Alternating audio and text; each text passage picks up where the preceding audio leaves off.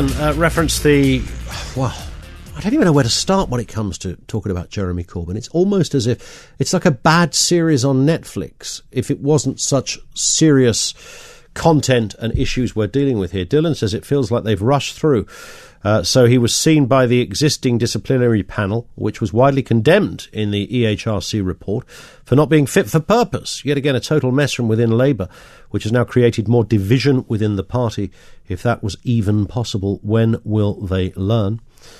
Carol Lambert says, I would think it makes it clear that for all of his vacuous protestations, Keir Starmer is quite sympathetic to Corbyn's position on Israel. And I said this at the beginning, I think that's broadly where this starts, that it seems to be a position on Israel that then feeds into a position on Jewish people.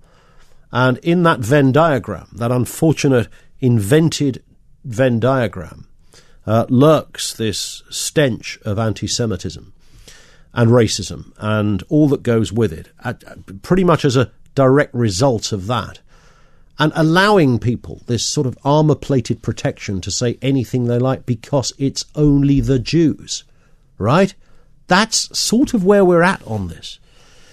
Jeremy Corbyn will not have the party's whip restored, however. Was there some scintilla of light? Sir Keir Starmer announced this morning. The former Labour leader was reinstated as a member of the party last night, having been suspended over his response to a human rights watchdog report into anti-Semitism in Labour ranks. Starmer said Corbyn's remarks had undermined our work in restoring trust with the Jewish community. It means that Corbyn will still not officially be a Labour MP, despite his suspension as a party member having been lifted. He can still sit, of course, in the House of Commons. Let's speak to the broadcaster and campaigner, Rachel Riley. I know you've watched this from the off, Rachel. You've taken a huge interest in this. I've looked at your social media feed. It's not always been pleasant, some of the stick and abuse you've got just for raising your head on this one. What were your initial responses when you discovered, firstly, that Mr. Corbyn was coming back? Disappointment, anger, confusion. I mean, it was quite clear that the EHRC found that the Labour Party broke the law. They unlawfully harassed and discriminated against Jews, and then he left Keir Starmer no choice with his comment that said that it was political opponents who had exaggerated this, and it's hurtful because these are the type of things that have been thrown at me for now 2 years. You said I was a lifelong Labour supporter. I'm not. I'm a swing voter. I've been quite open about my politics. I'm a centrist. I'll vote for who I think is right at the right time. But to have your motives questioned over and over is what the EHRC said. It forms part of the anti-Semitism, because for Jews to make this up, to smear a good anti-racist, as we're told all the time, we have to be liars, we have to be deceitful, we have to have an ulterior motive, an agenda. Maybe we're working for Israel, maybe we're being paid. All classic anti-Semitism. And, when Jeremy Corbyn made that comment, knowing what Keir Starmer was about to say about, there's no place for that in the Labour Party, he was daring him to suspend him. It was the right decision.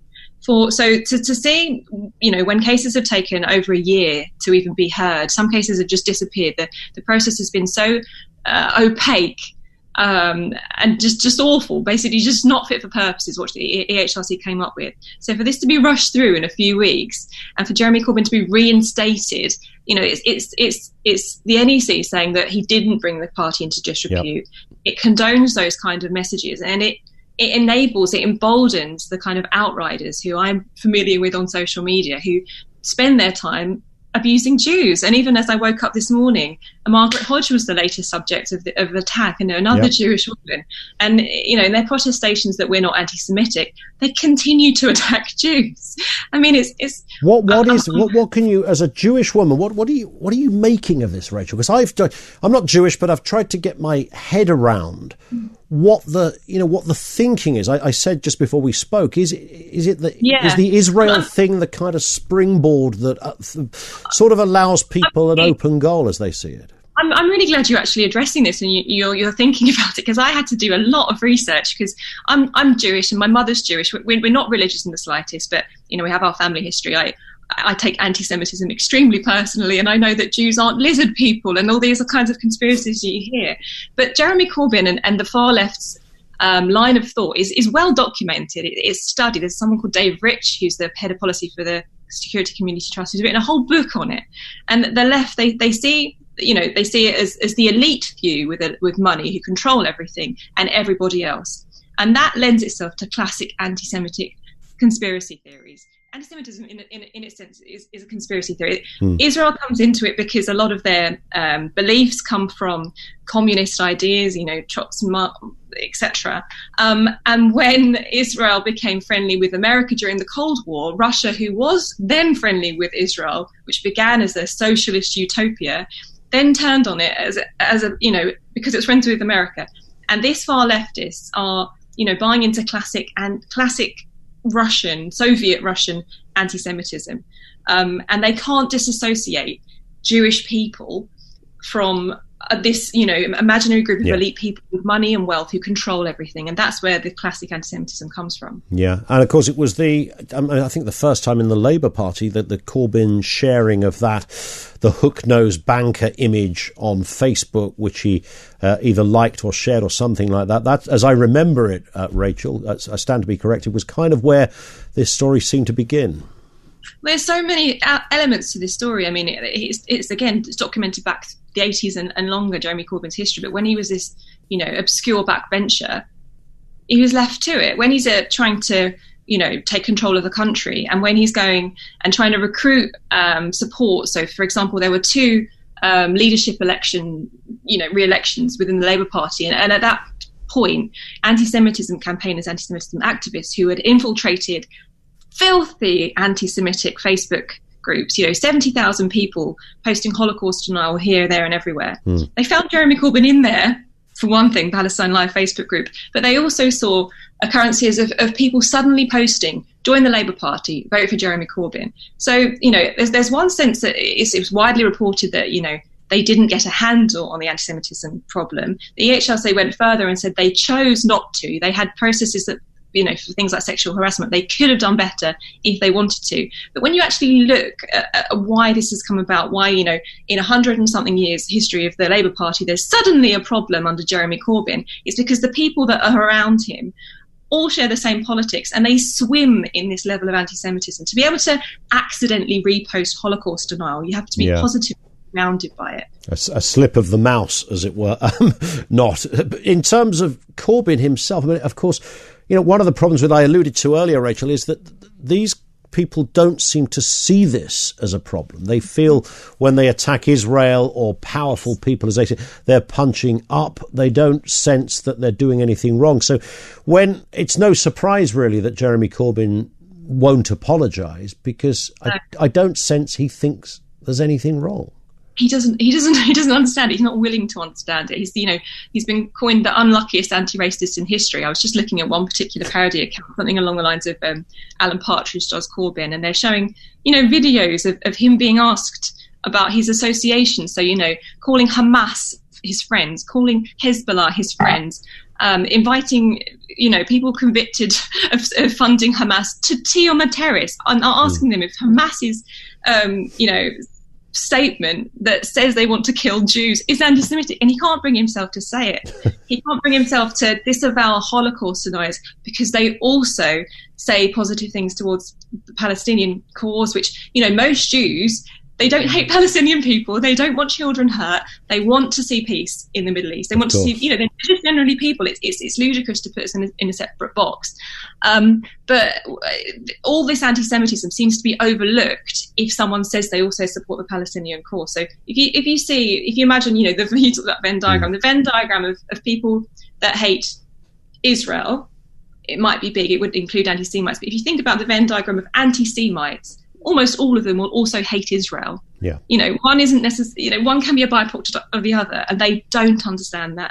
They don't recognise it, and it gives them a complete blind spot to, as I say, invite people who deny the Holocaust, promote theories that had Jews run out of this country in the Middle Ages, the blood libel that Jews bake matzah with children's blood, They invite these people for tea. Yeah. This is Jeremy Corbyn. We have this on video. He's admitted these things. The man who wanted to be our Prime Minister. And I guess, and this is also, if you look at recent history and the Holocaust, I was watching the Rob Rinder programme recently, people who are still around families devastated, daughters, granddaughters, great-grandchildren, still, suffering the kind of legacy of that because of what happened in their family. And here we are in the 21st century, where the very kind of thinking that led to that or allowed that to happen is alive and well in one of our political parties. I mean, that's where we're at, really, isn't it? That is where we're at, and it's indistinguishable, the far right and the far left online.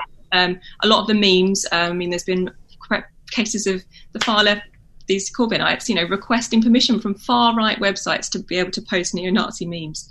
And I was brought up hearing from Holocaust survivors, and it viscerally affected me. And I know that, there aren't too many left now. They're getting older, and the baton is being passed by anti-Semitism. And, the Holocaust is widely taught, especially amongst Jewish people. But the Jewish history, my family came to this country from Russia, from Soviet Russia. They were fleeing the pogroms.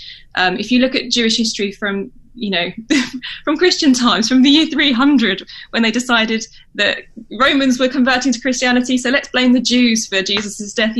Throughout the centuries, different groups of people have persecuted Jews for different reasons. And when, the tides start turning, when there's economic trouble, for example, the Second World War started because there was the stab in the back mythology that the Jewish soldiers wanted to lose the war for Germany in World War I. And that led to, it was a perfect toxic climate that led to the Holocaust. And each time the Jews are persecuted, they run out of the country, they're not allowed to work, they lose their belongings, they lose their lives potentially. With modernization, these things scale up. Yeah. And we don't want to risk it. We don't want to accept any form of anti-Semitism.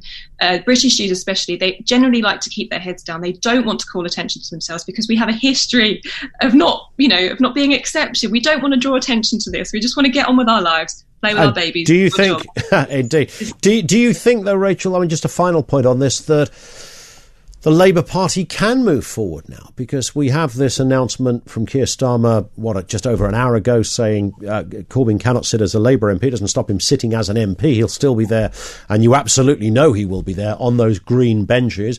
And there is still much support for Mr Corbyn's view. What do you think this means for Labour going forward, and what has Keir Starmer got to do now?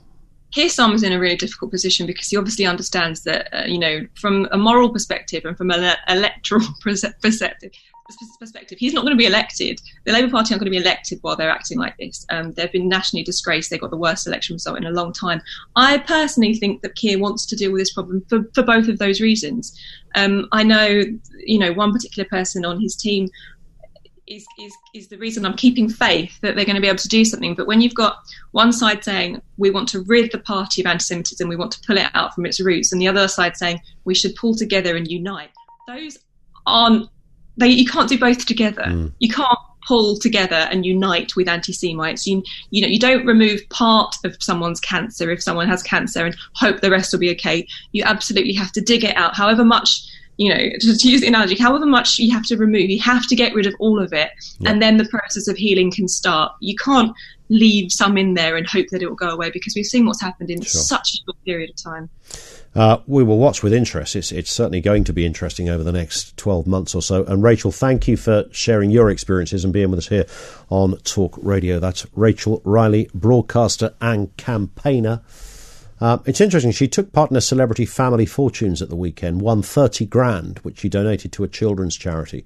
And I looked online, and the amount of abuse that she got as a result of that, people calling her all manner of things, again, from the Corbyn fraternity, because she is the enemy of all of that. And she just brilliantly and eloquently, I think, articulated all of the problems in this story from a Jewish voice there in Rachel Riley. Your thoughts, 0344 499 1000. It's Ian Collins on Talk Radio, 1:45.